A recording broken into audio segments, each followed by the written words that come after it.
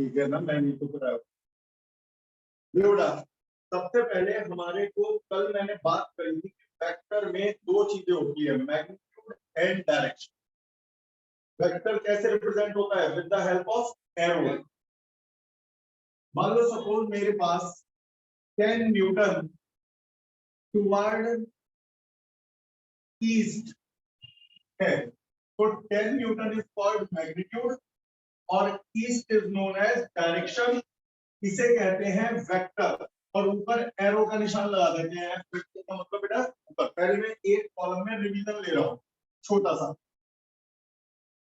तो F vector में दो चीजें, ऊपर का जो एरो है उसे पढ़ा जाता है वेक्टर। तो F vector is equal to 10 newton toward east. 10 newton is magnitude और ये डायरेक्शन। अच्छा, सिर्फ एफ लिखें तो आप मैग्नीट्यूड लिखेंगे डायरेक्शन में, ओनली मैग्नीट्यूड। तो एरो बना हुआ है तो आप डायरेक्शन लिखेंगे, एरो नहीं लिखा तो केवल मैग्नीट्यूड।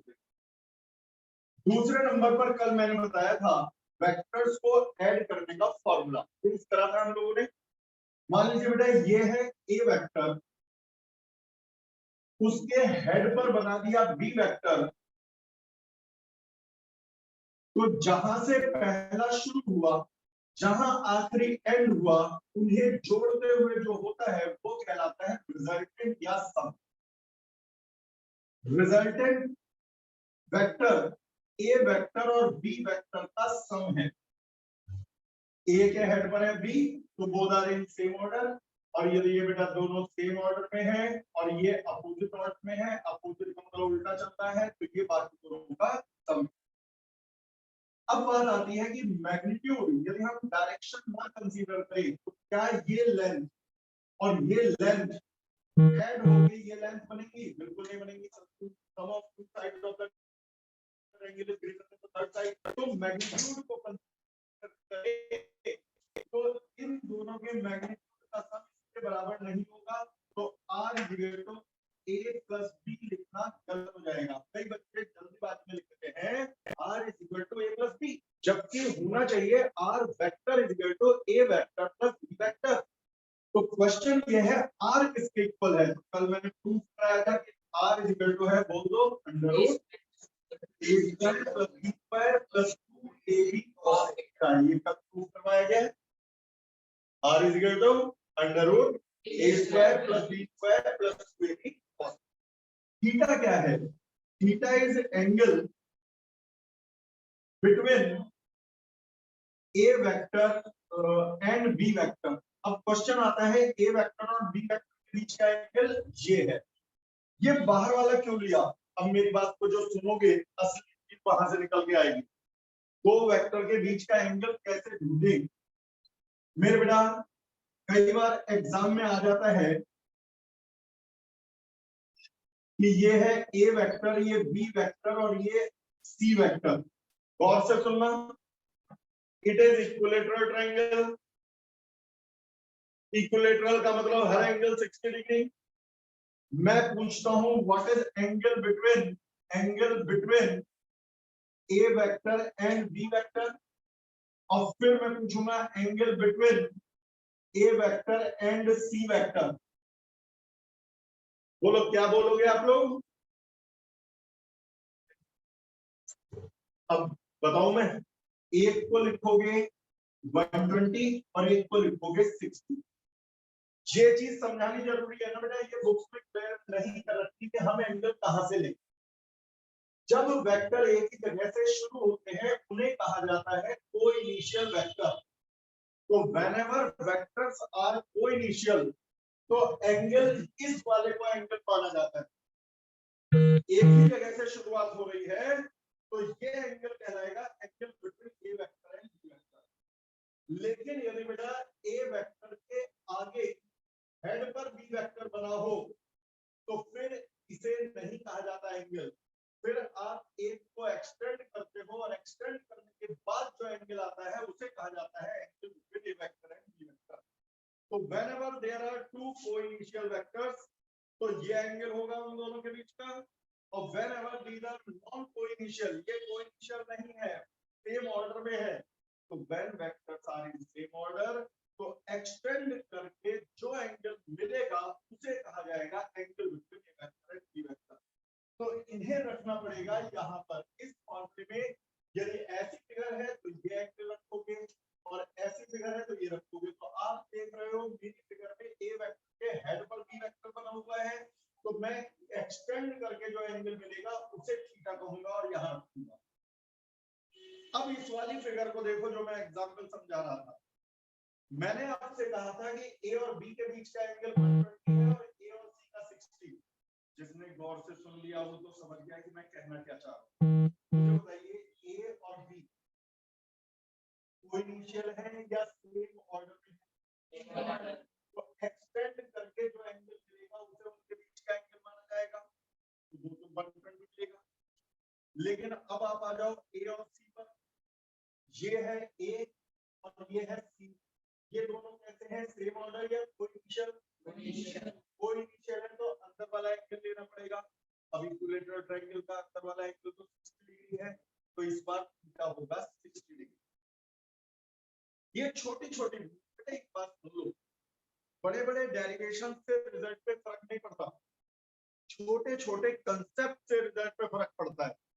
क्योंकि बड़े बड़े डेरिवेशन सब रख के जाते हैं, चाहे इंटेलिजेंट हो या वीक हो, बड़े डेरिवेशन कोई नहीं छोड़ के जाता।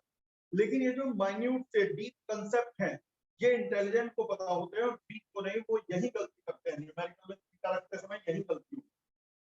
अच्छा ये है, ये सारे पॉइंट अभी डिस्कशन ही चल रहा है, थोड़ा सा क्लैरिफिकेशन, थोड़ा रिवीजन। मेरे बेटा ये है ए वेक्टर, ये रहा B vector, this angle is theta, ये एंगल है, ये वेक्टर है आर जो ए वेक्टर और बी वेक्टर का सम है। तो कल पढ़ाया था R is equal to under root A square plus B square plus A B cos theta. इसे कहा जाता है sum of A vector and B vector. और ये एंगल का फॉर्मूला यदि याद हो तो बता दो कल का, tan alpha is equal to, भूल गए तो मैं हल्का हिंट दे देता हूं। मैंने यहां परपेंडिकुलर ड्रॉ किया था, कल आए थे आप लोग, तभी मैंने पूछा परपेंडिकुलर ड्रॉ किया था, कुछ याद आया, इसे y माना था, इसे x माना था, तो ये बना था b sin थीटा और ये बना था b cos थीटा। तो अपने आप याद करके बता दो, परपेंडिकुलर तो था b sin थीटा और बेस था a plus b cos theta. आप वीडियो मांग लेना बेटा मेरे से, मेरे पे सारी रिकॉर्डिंग है। तो परपेंडिकुलर क्या था बोल दो अपने आप, b sin थीटा और बेस टोटल कितना था? तो tan अल्फा किसके इक्वल होगा बेटा मेरे? b sin theta upon a plus b cos theta. ये है रिजल्टेंट का एंगल अल्फा। जब भी आपसे पूछे कि ये रिजल्टेंट किसका है, ए और बी का, थोड़ी जल्दीबाजी नहीं करेंगे, आराम से समझेंगे क्योंकि इस कांसेप्ट को क्लियर करना बहुत जरूरी है। ए वेक्टर बी वेक्टर उनका सम कितने मैग्नीट्यूड का है वो फॉर्मूला आपके सामने लिखा हुआ है, under root A square plus B square plus 2ab cos theta. फिर मैंने दूसरे नंबर पे कहा ये तो आ गया कि ये रिजल्ट है कितने एंगल पर है, अल्फा। तो आपने बोला b sin theta upon a plus b cos theta. ये कैसे आया? थोड़ी देर के लिए इसे y और x मान लो, जब डिवीजन चलेगा y upon b equal to sin theta, y upon b equal to sin theta. मतलब के सोचो कि यदि y upon b equal to sin theta तो y equal to b sin theta होगा और x upon b equal to cos theta, x upon b equal to cos theta तो x simple होगा b cos थीटा। तो ये है b sin theta, ये है b cos थीटा। लेकिन मुझे चाहिए tan अल्फा, तो इसे थोड़ी देर के लिए भूल जाओ। tan alpha perpendicular from base b sin theta upon a plus b cos। फिर हमने बताया था यदि ये है b वेक्टर, उसका बिल्कुल अपोजिट बना दे, सेम लेंथ अपोजिट डायरेक्शन, तो वो हो जाता है माइनस b वेक्टर। क्या हो जाता है बेटा? Minus b vector. मैग्नीट्यूड किसे कहते हैं? लेंथ को। यदि मैग्नीट्यूड बड़ा होगा तो हम लेंथ बड़ी बना देंगे, मैग्नीट्यूड छोटा होगा तो लेंथ छोटी बना देंगे। तो मैग्नीट्यूड बराबर देने हैं, यानी दोनों वेक्टर की लेंथ बराबर ले लिए। अब यहां से बेटा अगला पॉइंट शुरू होता है कि माइनस b वेक्टर और b लेंथ क्या है, तो हम जानते हैं कि जो इसकी लेंथ है वही इसकी लेंथ है। मैग्नीट्यूड बराबर है, तो चाहे आपको बी वेक्टर का मैग्नीट्यूड कहना हो तो भी माइनस बी वेक्टर का मैग्नीट्यूड कहना हो तो भी बी वेक्टर की लेंथ लोगे तो भी लोगे, माइनस बी वेक्टर की लेंथ लोगे तो भी लोगे, क्योंकि डायरेक्शन ही तो बदलती है। सपोज बी वेक्टर, अभी एग्जाम के लिए बी वेक्टर है 10 न्यूटन टुवर्ड नॉर्थ, तो फिर माइनस बी वेक्टर क्या होगा, वो होगा 10 newton toward south, direction reverse हो जाएगी। बी वेक्टर होगा 10 न्यूटन टुवर्ड नॉर्थ, तो माइनस बी वेक्टर क्या होगा 10 न्यूटन टुवर्ड साउथ। अब मैं कहता हूं बी वेक्टर का मैग्नीट्यूड क्या है मैग्नीट्यूड, तो आप डायरेक्शन को छोड़ के बचा हुआ लिखोगे तो आप कहोगे 10 न्यूटन। अब मैं कहूंगा माइनस बी वेक्टर का मैग्नीट्यूड क्या है, तो साउथ छोड़ करके आप फिर कहोगे 10 न्यूटन। मैग्नीट्यूड में माइनस का साइन नहीं लगाया जाता, मैग्नीट्यूड में कभी आप गलती से -10 ना लिख दें, इसके बताना जरूरी हो गया था कि मैग्नीट्यूड में आपको ये नहीं लेना। दो वेक्टर के डिफरेंस का फॉर्मूला, मेरे बेटा डिफरेंस सही मायने में यहां सम को ही कहते हैं। कैसे? सम ही डिफरेंस है, सम की तरह से ही डिफरेंस निकलता है। कैसे, जरा बात करी जाए। ये है ए वेक्टर, ये है बी वेक्टर, उनके बीच का एंगल है थीटा, इनके सम का फॉर्मूला है r इक्वल टू, तुम कहोगे तीसरी बार फिर लिख रहे हैं, बेटा जितनी बार लिखोगे उतनी बार याद होगा। बचपन में आपने देखा होगा बच्चों को एक ही फॉर्मूले पे 50 न्यूमेरिकल करवाए जाते थे, इसलिए कि जब बार बार वही फॉर्मूला लिखेगा तो दिमाग में टाइप हो जाएगा, तो मैं इसीलिए लिख रहा हूं। तो r का फॉर्मूला अब आप लोग बता देंगे, बोलो बेटा, under root a square plus b square plus 2ab। अच्छा, अब tan अल्फा का फॉर्मूला, ये तो सम हो गया। ये किस किस का सम है, ए वेक्टर का और बी वेक्टर का। तो बेटा tan अल्फा का फॉर्मूला क्या है, tan alpha is equal to under root, sorry बोलो बोलो बोलो, b upon a plus b cos theta, ये फॉर्मूला है। आज ठीक है बेटा, अब मैं पूछता हूं, यदि मैं बी वेक्टर के अपोजिट एक वेक्टर बना दूं, बिल्कुल equal and opposite, b vector के इक्वल एंड अपोजिट, तो ये बी वेक्टर है या माइनस बी वेक्टर है, माइनस बी। ये थीटा था तो ये कितना होगा 180 माइनस थीटा। अब इसे ऊपर वाले पोर्शन को हटा दो। अब आपके सामने क्या क्या बना हुआ है, आपके सामने एक तो ए वेक्टर है, दूसरा बी वेक्टर है या माइनस बी वेक्टर है, ये मैंने ऐड कर दिया। अब की बार आपने किसमें किसे ऐड करा है, ए वेक्टर में बी वेक्टर को या ए वेक्टर में माइनस बी वेक्टर। किस किस का सम है, ए और बी वेक्टर का या ए और माइनस बी वेक्टर का। तो मैं लिखूंगा A vector plus minus B vector. अब जरा ब्रैकेट खोलो तो A vector minus B vector आ गया, यही डिफरेंस है। जब आपको A vector plus B vector निकालना हो तो ए वेक्टर के हेड पर बी वेक्टर बना देना, जब आपको A vector minus B vector निकालना हो तो ए वेक्टर के हेड पर बी वेक्टर का उल्टा बना देना, अपोजिट। जैसे ही बी वेक्टर का अपोजिट बनाओगे आपको माइनस बी वेक्टर मिल जाएगा, और तब जो सम आएगा वो आएगा b vector a vector plus minus B vector, और वो बन जाएगा a vector minus B vector. कुछ हद तक क्लियर होना शुरू हुआ। अब आपसे कहें इसका फॉर्मूला क्या है, तो देखा जाए सम का ही फॉर्मूला लगेगा, लेकिन उसमें एक अंतर आएगा। पहले क्या था, ए का मैग्नीट्यूड वो तो ए है, फिर क्या था बी का मैग्नीट्यूड माइनस बी का मैग्नीट्यूड वो तो बी है। पहले तो बी क्या है, बी वेक्टर का मैग्नीट्यूड। अब हमें किसका रखना है, बी वेक्टर का मैग्नीट्यूड या माइनस बी वेक्टर का मैग्नीट्यूड, वो भी बी है। माइनस बी वेक्टर का मैग्नीट्यूड तो बी है। यहां क्या रखना है, ए वेक्टर का मैग्नीट्यूड वो ए है, यहां रखना है माइनस बी वेक्टर का मैग्नीट्यूड वो बी है। थीटा लेना है ए वेक्टर और माइनस बी वेक्टर के बीच का एंगल, वो 180 माइनस थीटा है। ए और बी का एंगल था थीटा, ए और माइनस बी का एंगल है 180 माइनस थीटा। तो सिर्फ अंतर यह आएगा, यहाँ 180 माइनस थीटा जगह 180 माइनस थीटा, ये फॉर्मूला है डिफरेंस का।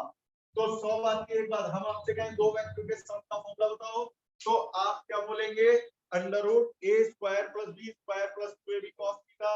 दो वेक्टर के डिफरेंस का फॉर्मूला बताओ, तो under root A square plus B square plus 2ab cos 180 minus theta.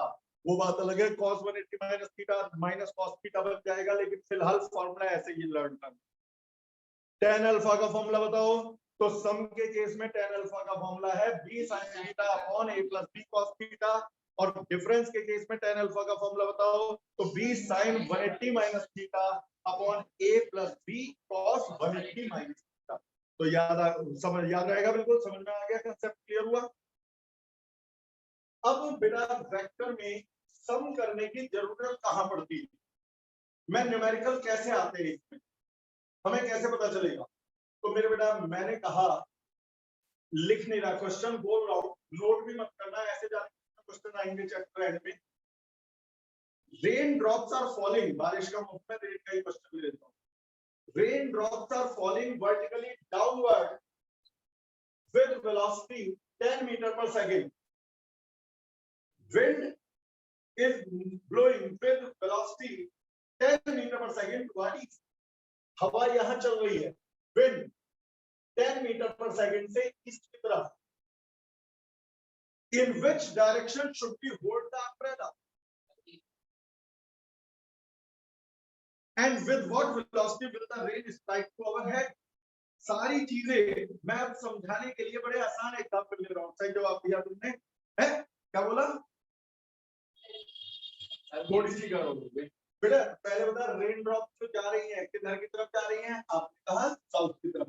बेटा ये बोर्ड 2D है मेरे लाल, तो असली में ये है north south east west downward.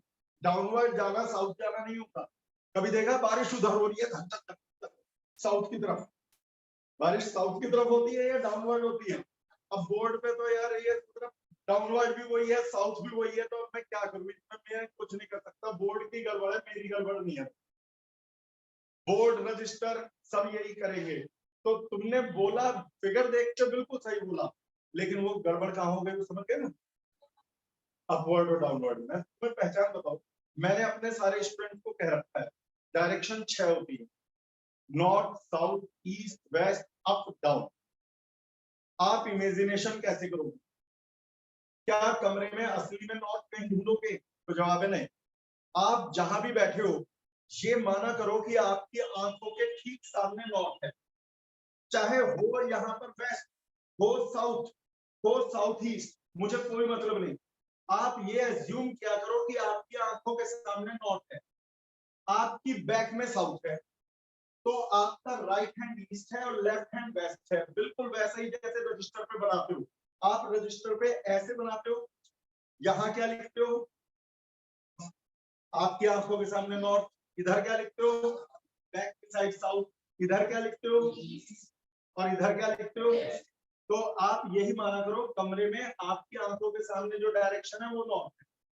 जब भी इमेजिनेशन की बात आएगी या ship is moving toward north, तो ये सोचा करो शिप यहां चल रहा है, अब इट टर्न्स टुवर्ड ईस्ट तो इधर मुड़ गया, अब ये साउथ की तरफ चला गया तो यहाँ चला गया। इमेजिनेशन जब हो जाता है तो न्यूमेरिकल्स आसान हो जाते हैं कि कहाँ हो रहा है। तो ये आप लोग इमेजिन करोगे कि आपकी आंखों के सामने है नॉर्थ।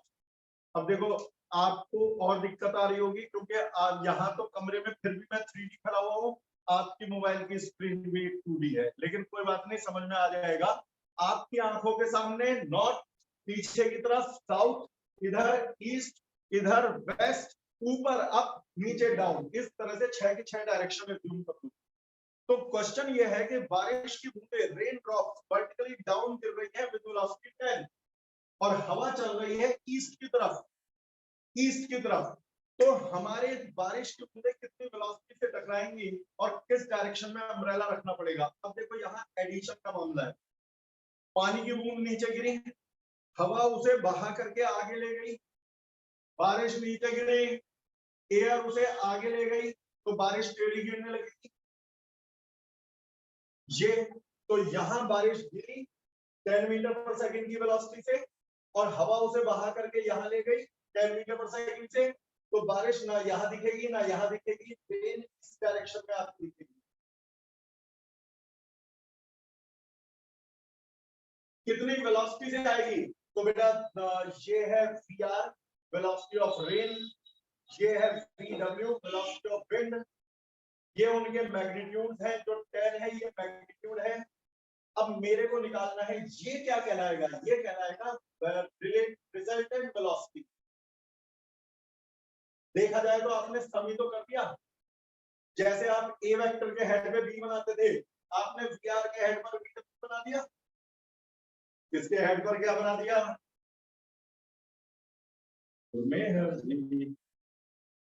कहा क्या बना दिया? जी कुछ नहीं, आपने मेरा बेवकूफ बना दिया। समझ में आया?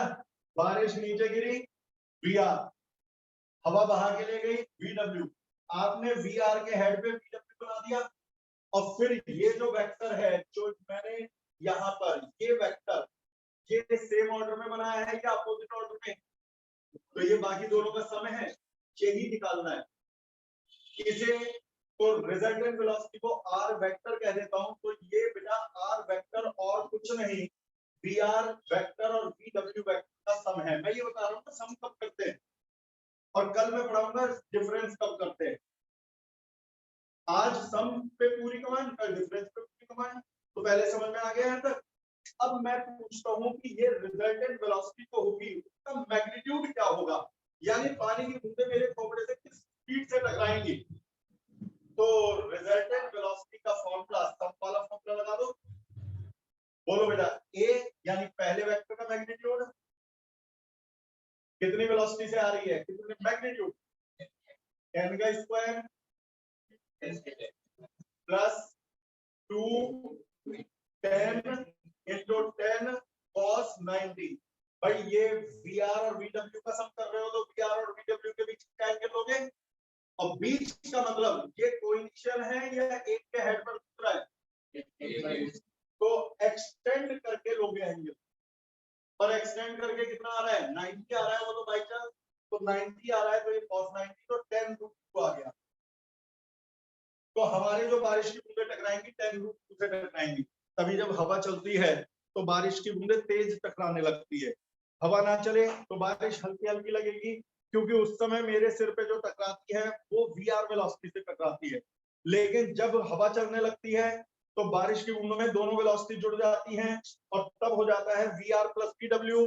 तब मेरे सिर पे जो टकराती है वो √VR² plus VW² plus 2VR VW cos theta से टकराती है। क्लियर हो गया? बिल्कुल अच्छी तरह से। अब आगे बढ़ो, किस डायरेक्शन में टकराएंगी? तो मैंने tan अल्फा का फॉर्मूला दिया था, जरा एक चीज और बताइए, पता तो चले कि हम वहां क्या लेंगे। tan अल्फा लिख देता हूं पहले, आप ये बताइए tan अल्फा का फॉर्मूला पहले बोल दो। ये अल्फा किस और किस के बीच का एंगल है, रिजल्टेंट और ए वेक्टर का, या रिजल्टेंट और बी वेक्टर का? तुम ध्यान दो, यदि रिजल्टेंट और ए वेक्टर के बीच का एंगल है तो ए यहां लिखा जाएगा। अब मैं निकाल रहा हूं रिजल्टेंट, ये रिजल्टेंट और वीआर वेक्टर के बीच का एंगल। मुझे ये तो बताओ कौन सा कहां लिखा जाएगा? अब की बार फॉर्मूले में क्या मैं बी साइन थीटा अपॉन ए प्लस बी कॉस थीटा लिखूंगा? बिल्कुल भी नहीं। ना यहाँ ए है ना यहाँ क्या, ये तो प्रैक्टिस कराने का हो। तो फिर ए की जगह क्या लिखूं, बी की जगह क्या लिखूं? पहले बताइए, ये आर बार बार बोलते रहो, आर किस किस का एंगल, वो अल्फा किस किस का एंगल था? आर। जब आर और ए का एंगल था तो यहाँ आया था ए। अब ये है रिजल्टेंट और वीआर वेक्टर का एंगल, तो यहां आएगा वीआर, और बाकी दोनों जगह आएगा बचा हुआ वीडब्ल्यू। जिसके बीच का एंगल होता है, फॉर्मूले सबको पता होते हैं मेरे बालक, फॉर्मूला लगाने में गड़बड़ करी जाती है, क्योंकि उन्हें ये नहीं सिखाया जाता फॉर्मूला सिखाने के बाद कि कहां क्या लिखें। जब आर और ए का एंगल हो तो यहाँ ए लिखो, रिजल्टेंट और वीआर वेक्टर का एंगल हो तो यहाँ VR लिखो, समझ गए। अब यहाँ VR आएगा तो बचेगी, तो यहाँ A आता तो दोनों जगह B आता, यहाँ VR आएगा तो दोनों जगह W आएगा।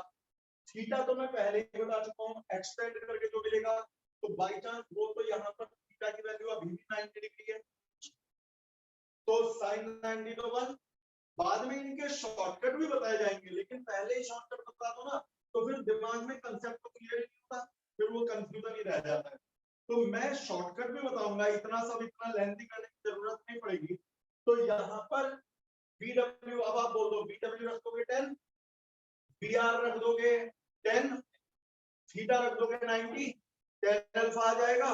लिख के आना, here alpha is the angle between resultant velocity and velocity of real velocity of wave, R vector and VR vector। R vector है रिजल्टेंट वेलोसिटी जिसपे बारिश टकराई, और VR वेक्टर है रियल वेलोसिटी ऑफ रेन जिसपे असलियत में बारिश हो रही। ये समझ में अभी आया नहीं आया मुझे कोई फर्क नहीं पड़ता, मैं इसके 2-3 कराऊंगा बेटा, गारंटी से ले रहा हूँ कि आप उसके बाद खुद करके दिखाओगे। अब शिप और रिवर के लेते हैं, बोट और रिवर के।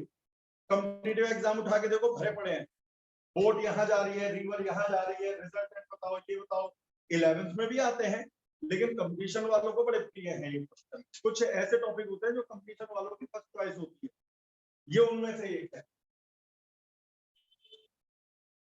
इतने में रब कर रहा हूं, जरा आर का फॉर्मूला बता देना सम का। अभी पहले मैं सम की बात करूंगा, कल पूरा टाइम डिफरेंस लगाएंगे। सम का फॉर्मूला बताना, आर इक्वल टू, और tan अल्फा का formula b sin theta upon, फिर से बोलना b sin थीटा अपॉन, अच्छा a plus b cos theta. क्या यहाँ पर हम कोई सा भी वेक्टर लिख देते हैं? नहीं, जिसके साथ एंगल नापा जा रहा है वो लिखते हैं। अब मैं एक और करवाऊंगा, देख बड़ा, एक बोट, ये एग्जाम्पल नंबर 1 है आपका समझाने के लिए। मैंने क्या पहले ही कह दिया, नोट कुछ मत करना, रिवाइज करने की जरूरत हो तो वीडियो मेरे से ले लेना, रिकॉर्डिंग हो गई है। और न्यूमेरिकल्स इस तरह के शीट में भरे पड़े हैं आगे आने वाले, तो नोट नहीं करना है, सिर्फ समझने के लिए। एक बोट हमारी जा रही है साउथ की तरफ, बोट साउथ की तरफ जा रही है, नॉर्थ से साउथ। बोट वर्टिकली डाउनवर्ड नहीं होती, क्या आसमान से टपक गई, क्या हुआ, बोट आई। बोट साउथ की तरफ जा रही है, अब बोर्ड में तो साउथ और डाउनवर्ड एक ही बनेगा, तो बोट साउथ की तरफ जा रही है। रिवर फ्लो कर रही है नॉर्थ ईस्ट की तरफ, बोट जा रही है वेलोसिटी 20 मीटर पर सेकंड से, और रिवर फ्लो कर रही है नॉर्थ ईस्ट की तरफ। ये है नॉर्थ, ये है ईस्ट, ये नॉर्थ, ये साउथ, 45 डिग्री के एंगल पर। कितनी स्पीड से? 10 मीटर पर सेकंड से। अब एक बात बताओ, बोर्ड को छोड़ो, बोट साउथ की तरफ जा रही है, नदी इधर को बह रही है नॉर्थ ईस्ट, ये बोट आई, नदी यहां गई, तो बोट कहां जाएगी? क्या बोट सच में यहां जा पाएगी या कुछ टेढ़ी हो जाएगी?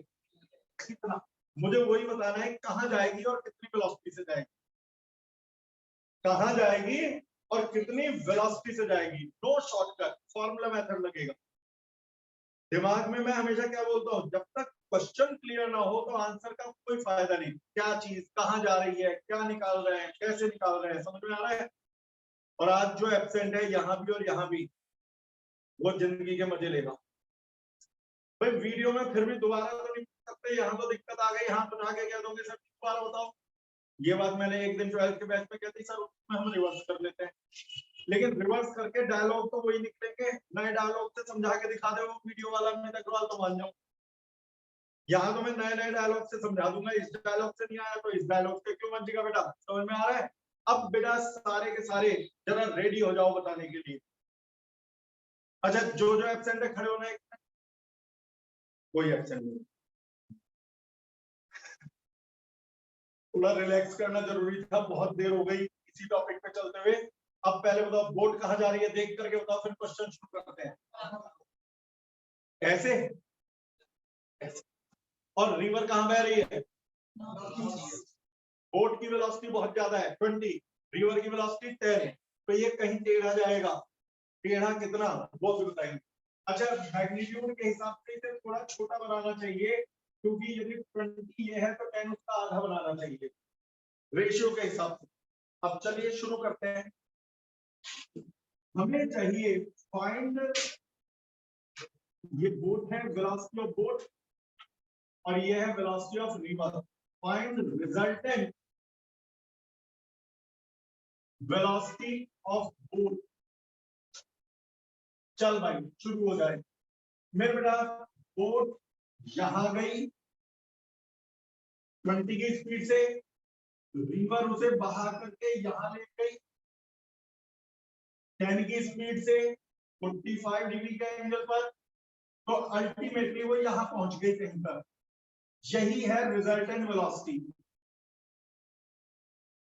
अब मुझे यही वेलोसिटी ढूंढनी है, तो है तो ये दो वेक्टर का सम। क्या है ये? सम का फॉर्मूला लगेगा।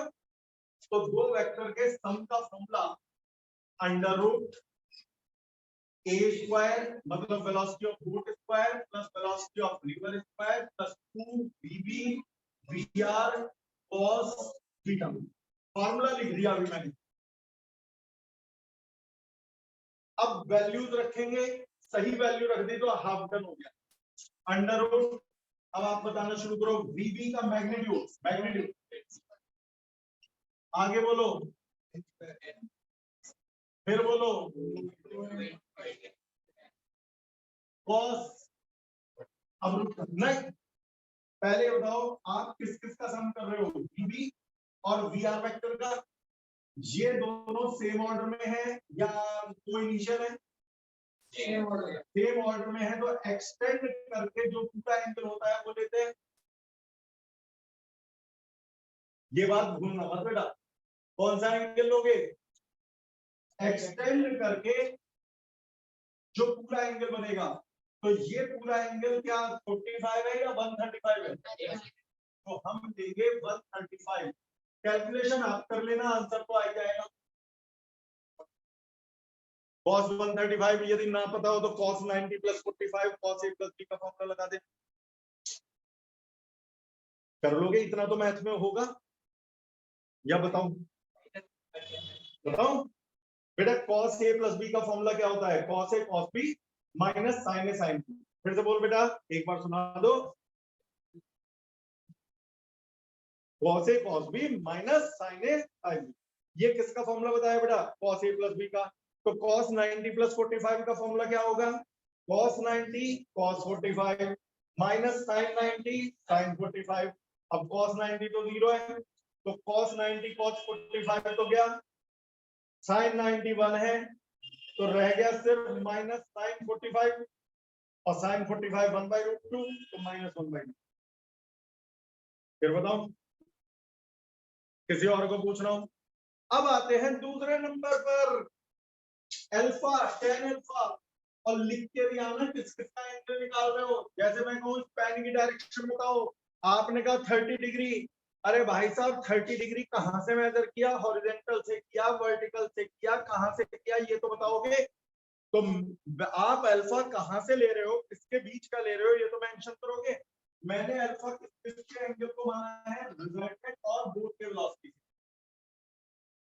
हियर लिख देना अल्फा इज एंगल बिटवीन, कि हमने यहां से मेजर किया है angle between resultant velocity and real velocity of both. अब आप फॉर्मूला वही लगाएंगे, b sin theta upon a plus b cos theta. यहां क्या लिखेंगे? वेलोसिटी ऑफ बोट या वेलोसिटी ऑफ रिवर, या वेलोसिटी ऑफ रिवर। आपने जिसके साथ एंगल नापा है वो लिखा जाए। आज के बाद कंफ्यूज मत होना इनमें। यहाँ क्या लिखा जाएगा, वेलोसिटी ऑफ बोट, वी का मैग्नीट्यूड।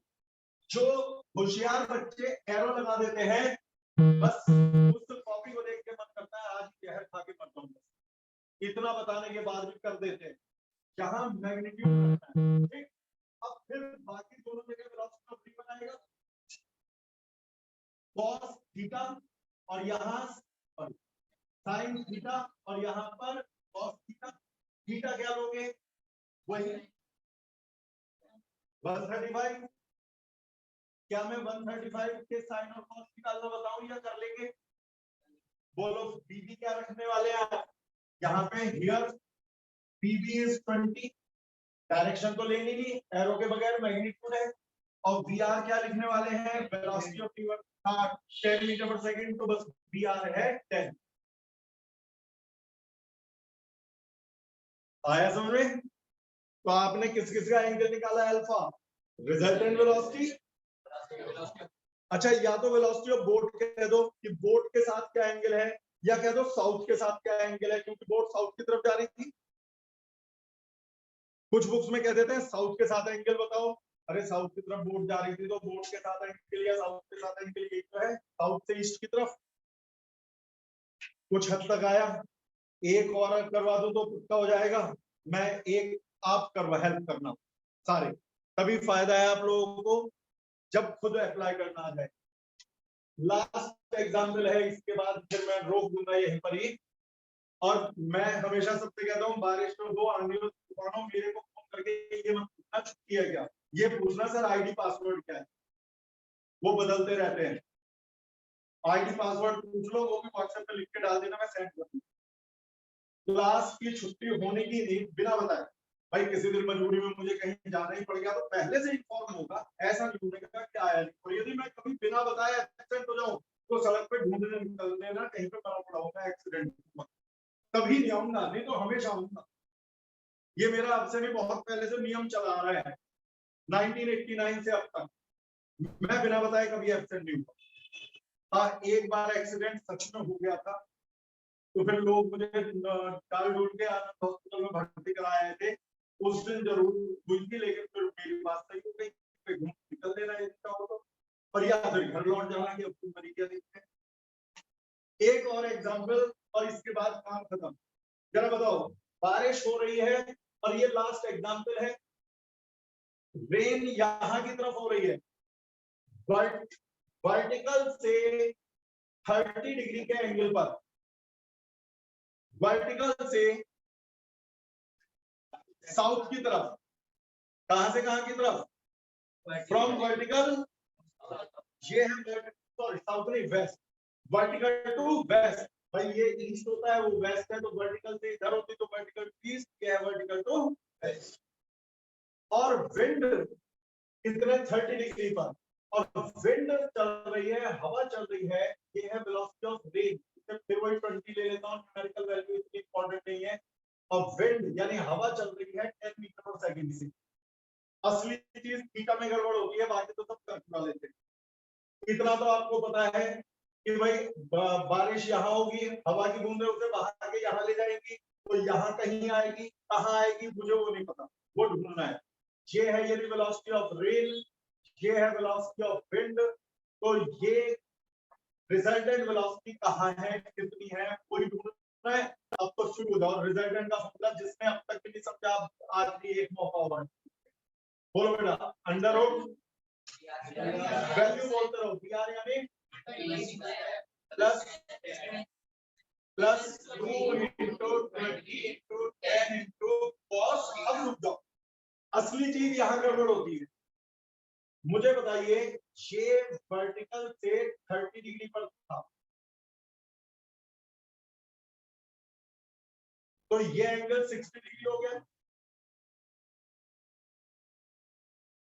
वर्टिकल से कितना डिग्री है, तो हॉरिजॉन्टल से, ये वर्टिकल ये हॉरिजॉन्टल, वर्टिकल से कितना एंगल था, लास्ट है देखा आज का। और इस तरह के होंगे अभी दोबारा चैप्टर खत्म होने पे, टॉपिक खत्म होने पे। 60 डिग्री बिल्कुल क्लियर हो गया, तो ये एंगल 60 डिग्री है। लेकिन मुझे तो वेलोसिटी ऑफ विंड के बीच का एंगल चाहिए, तो मैं एक्सटेंड करके लूंगा या इनसाइड वाला लूंगा? ये सेम ऑर्डर में या कोई इनिशियल है? एक्सटेंड करके लोगे या डायरेक्ट लोगे? एक्सटेंड करके कितना आएगा आप बोल दो, कितना आएगा? तो मेरे बालक थीटा यदि ढूंढना आ गया तो आधा काम तो वही खत्म हो गया, cos 120। और यदि cos 120 में दिक्कत है तो cos 90 + 30 कर लेना। जिसको समझ में आ गया हाथ में, जो झूठ बोल रहे हैं हाथ में क्यों बोल रहे हो? चलो हाथ नीचे कर लो, दिक्कत हो तो क्या दिक्कत? चलो हाथ नीचे कर लो, तुमने उठाया नहीं अब की बात, ये तो मामला है। हाथ नीचे कर लो। कुछ दोबारा पूछना है इसमें अभी तक? अच्छा आप फॉर्मूला लगाएंगे tan अल्फा का, वो और सही सही लगवा दो तो जिससे मैं चैन से जा सकता हूं। हम लोग ऊपर नहीं बार राउंड लगाने कुछ देर घूमता tan alpha physical to, formula तो पता ही है, बस असली चीज कहां क्या लिखना है वो पता चल जाए। मैं निकालने किसके बीच का एंगल चाह रहा हूं? मैं रिजल्टेंट और वीआर के बीच का निकालना चाह रहा हूं तो अलग फॉर्मूला लगेगा, और रिजल्टेंट और वीडब्ल्यू के बीच का निकालना चाह रहा हूं तो अलग लगेगा। मैं किसका निकालने में इंटरेस्टेड हूं? रिजल्टेंट और वेलोसिटी ऑफ रे। रिजल्टेंट, तो रिजल्टेंट यहां लिख देना, alpha is angle between resultant and velocity of रे।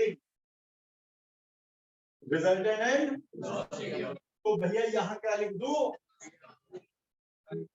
वीआर या वीडब्ल्यू? और यहाँ क्या आएगा? ऊपर क्या आएगा? अब आप बोलोगे मैं चुप। साइन 120 थीटा तो वही रहता है जो इस फॉर्मूले वाला है, और नीचे अब वीआर की वैल्यू रख देना 20, वीडब्ल्यू रख देना सारे में 10, साइन 120 cos 120 साइन 90 + 30 और cos 90 + 30 से आ जाएंगे, और इसी के साथ ये समझ में आ जाएंगे। कोई दिक्कत बेटा आपको? 120। आप ये बताइए, ये है वीआर और ये है वीडब्ल्यू। मुझे बताइए जो वीआर है, रेन है, बारिश है, वो वर्टिकल से 30 डिग्री पर है, तो हॉरिजॉन्टल से कितना एंगल पर है? 60। ये वेलोसिटी ऑफ रेन हॉरिजॉन्टल से 60 डिग्री पर है, तो ये एंगल हमें एक्सटेंड करके जो होगा वही तो थीटा कहलाएगा, क्योंकि ये दोनों सेम ऑर्डर में, एक के हेड पर दूसरा है। अब यदि एक के हेड पर दूसरा है तो इनसाइड वाला एंगल हो गया, आउटसाइड वाला? आउटसाइड वाला कितना है? 60 या 120? सप्लीमेंट्री हो गया ना, 180 - 60 तो 120 आया समझ में? यदि आपको देखो, मैं जानने से पहले बता रहा हूँ, 40% भी समझ में आ गया तो तुम्हारा सारा पक्का करवा दूंगा। अभी तो बहुत सारे न्यूमेरिकल आएंगे, बेस बनाना था। हाँ बोलो क्या? हाँ, जो सम वाले में आता है, सम में क्या रखते हो आप? थीटा रखते हो, ए और बी के बीच का एंगल। यहाँ भी डेरिवेशन के समय याद करो, डेरिवेशन किया था वही थीटा यहाँ रखा था, तो वही रखते हैं जो सम वाले में रखते हैं, वही tan अल्फा वाले। ठीक, चलो तो आज की छुट्टी कर देते हैं, मौसम खराब हो रहा है, कल मिलेंगे फिर इसी समय। हाँ नोट्स देते हैं।